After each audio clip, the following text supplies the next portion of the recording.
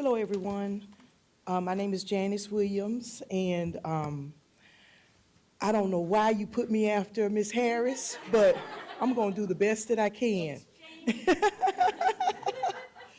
Well, my story is very brief. My father got ill, and he went through so many levels of care in a year. I had been a nurse for years, but nothing really prepared us for taking care of him. Yes, I knew the lingo. Yes, I knew certain things. But to be honest with you, I was a great nurse, but I just went to work and then clocked out and went home. Did I take care of my patients? Yes, I did.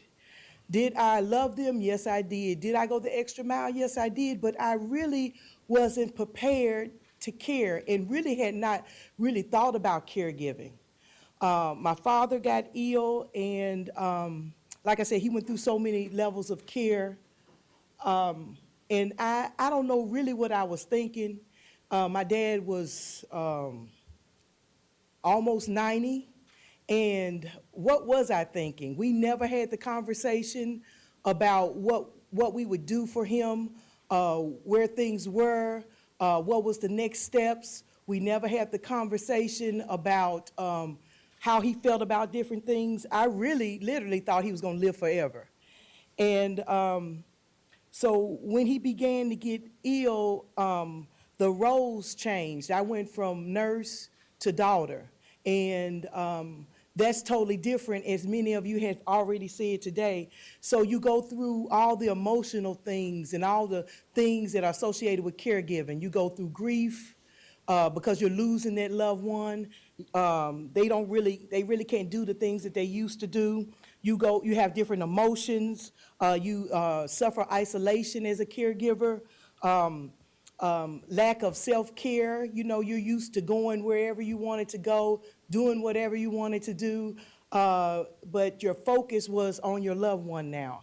And really the whole thing threw me for a loop, threw my family for a loop, and the financial burden. I can laugh about it now, but the financial burden really, what can you say? You go from working full-time to working as much as you can without getting written up, changing your shifts, trying to problem solve on different things. And so we were taking care of our father, and he went through so many levels of care, but he didn't really live long. I think he lived maybe a year after we really started caring for him. But my eyes really was open to caregiving needs and caregiving situations. And so when I went back to work, I never looked at things the same way. I remember one of my patients, the family member was there, and I was trying to give him his medicine. And I was giving him his medicine, and she said, no, do it like this, and crush it up and put it in this. And I did it just what she said.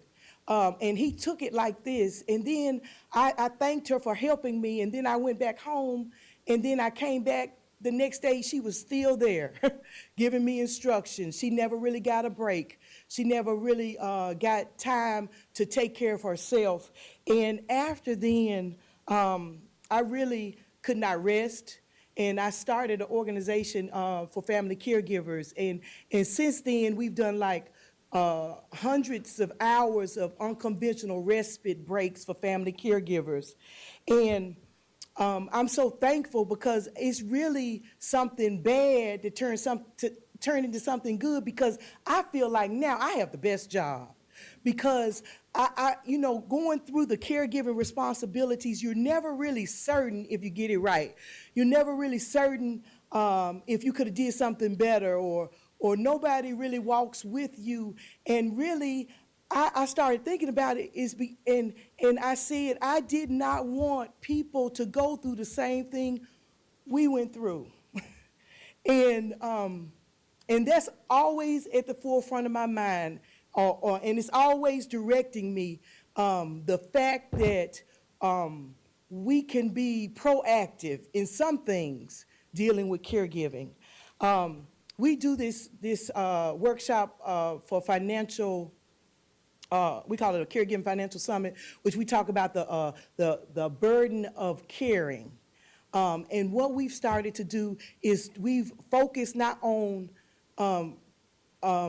the support and the resources for the care recipient, which we do talk a little bit about that, but what we started really focusing on is the caregiver. And we say, hey, caregiver, you start planning for your own care. And someone came up to me just the other day, and, well, actually, it wasn't the other day, it was about a couple of weeks ago. They came up to me and they said, Janice, you know, my son is gone, but I couldn't have made it, and I feel like I'm prepared because of the things that the classes, the summit, the things that we do for family caregivers. And I was like, thank you. But really, what really moved me is 2 weeks after that, another person, and I was just talking to them, they said, you know so-and-so? I said, yeah. And you know she lost her son? I said, yeah. And they said, you know what? She told me, she said, if it wasn't for the things that you do for family caregivers, she wouldn't have made it. And she said that she felt like she was prepared. I was like, wow. And if that is not a gift for taking care of my dad, see, he didn't live long. But I feel like I'm still taking care of someone, and really the gift is outweighing what we went through. Thank you.